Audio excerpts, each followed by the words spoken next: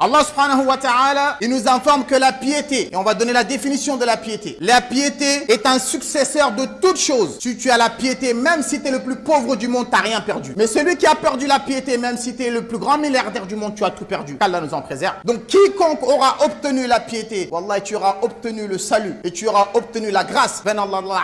Mais quiconque aura perdu la piété, tu auras tout perdu dans la vie d'ici-bas. Qu'Allah nous en préserve. Il a été rapporté dans le hadith du prophète sallallahu alayhi wa sallam, un hadith authentique, où le prophète il a dit aux compagnons que votre Seigneur est un, votre Père est un, qui est Adam alayhi salam. Il n'y a pas de supériorité de l'arabe sur le non-arabe. Il n'y a pas de supériorité du non-arabe sur l'arabe. Il n'y a pas de supériorité du rouge au noir. Il n'y a pas de supériorité du noir au rouge que par la piété. Il n'y a que ça le jour de la résurrection qui fera toute la différence. C'est pas notre beauté ni de notre famille. Chers frères et sœurs, la crainte d'Allah Azza wa Jal, on doit le craindre partout où est-ce qu'on est. Quand on est malade, ou bien quand on est en bonne santé, ou bien quand on est riche, ou bien quand on est pauvre, quand on est en voyage ou pas, Allah Azza wa Jal, on doit le craindre partout où est-ce qu'on est. C'est pour cela, il est important d'appuyer cela, que tous les musulmans et musulmanes doivent savoir que veut dire la piété. Ça veut dire quoi? Ce qui nous fait comprendre que beaucoup de musulmans, ils savent pas ce que ça veut dire. Quand tu dis à ton frère ou à ta soeur, crains Allah, il s'énerve, il se fâche. On dirait que tu l'as insulté. Alors que non. Alors que tu es en train de le conseiller. Alors que Allah dans le Coran, il a dit au prophète Mohammed, le meilleur des hommes, le plus pieux des hommes, Allah il lui a dit crains Allah. Donc celui qui te dit crains Allah, il te veut du bien. Mais il t'a pas insulté. Mais parce qu'on n'a pas compris la définition de la piété. La définition de la piété, c'est quoi? C'est de prendre un bouclier, de prendre un rempart, de mettre un rempart entre toi